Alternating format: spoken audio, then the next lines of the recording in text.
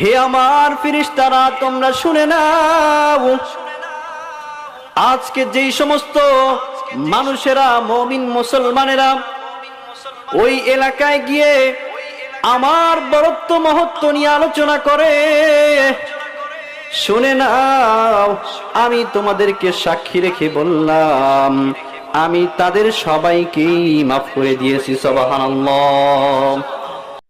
আল্লাহ পাক রব্বুল আলামিনের দরবারে লক্ষ কোটি শুকরিয়া, যেই মহান রব্বুল আলামিন আমাদেরকে বিশেষ একটি মজলিসে, যেই মজলিসটা দুনিয়ার কোনো মজলিস না, কথা বলেন ঠিক কিনা? যদিও আমরা দেখতে পারতেছি যে গুটি কয়েক মানুষ এখানে বসে কথা বলতেছি আর শুনতেছি, মনে করছি এটা দুনিয়াবি একটি মজলিস, আসলে রাসূলুল্লাহর ভাষা এটা জান্নাতি মজলিস।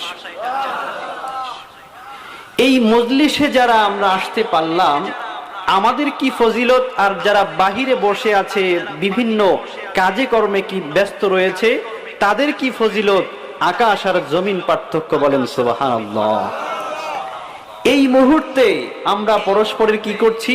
দ্বীনি আলোচনা করছি, আল্লাহ তাআলার বরত্ব মাহাত্ম্য নিয়ে কথা বলছি, আল্লাহ তাআলার ইবাদত বন্দেগী কিভাবে করতে হয় সেই বিষয়গুলোই আমরা আলোচনা করছি, ঠিক কিনা? তো যেই মজলিসের ভিতরে এরকম দ্বীনি কথাবার্তা হয়, যেখানে আমরা পরস্পরের বসে দ্বীনি আল্লাহ তাআলার নামের জিকির করি, সেই মজলিসে স্বয়ং চতুর্পাশে আল্লাহ তাআলার ফেরেশতারা বেষ্টন করে নেয়। বলেন সুবহানাল্লাহ। দুনিয়ার জমিনে মানুষ সারিবদ্ধ হয় কিভাবে?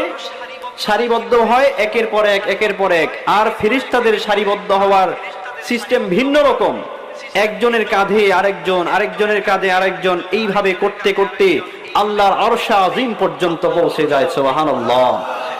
সুতরাং আজকের মজলিসে আমরা যারা বসে আছি আমাদের চতুর্পাশে ফেরেশতারা বেষ্টনী দিয়ে একজনের উপরে আরেকজন, একজনের উপরে আরেকজন, এইভাবে করতে করতে আল্লাহর আরশ আযীমে পৌঁছে গিয়েছে। আল্লাহ তাআলা জিজ্ঞাসা করতেছেন ফেরেশতাদেরকে, হে আমার ফেরেশতারা ওইখানে কি করতেছে আমার বান্দারা, তোমরা আমাকে বলো।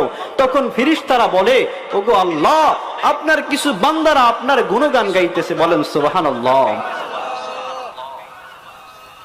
সেই সময় আল্লাহ তাআলা জিজ্ঞাসা করেন যে আমার বান্দারা আমাকে কি দেখেছে, আমার বরত্ব নিয়ে কথা বলতেছে? তখন ফেরেশতা বলে যে না ইয়া আল্লাহ, আপনাকে দেখে নাই, তবে আপনাকে খুব ভয় করে, তারা আপনার সান্নিধ্য পেতে চায়, আপনার দিদার লাভ করার ধন্য হতে চায়। তখন আল্লাহ পাক রব্বুল আলামিন বলেন, ফাকাদ উশহিদু লাকুম ফাকাদ গফারতু লাহুম।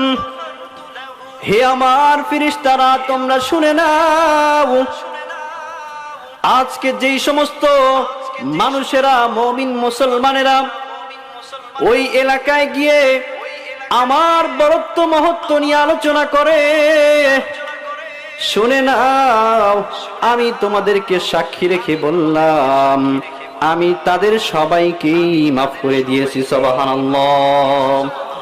সুতরাং আমরা হলাম ক্ষমা প্রাপ্ত বান্দা যদি ইখলাসের সহিত বসতে পারি।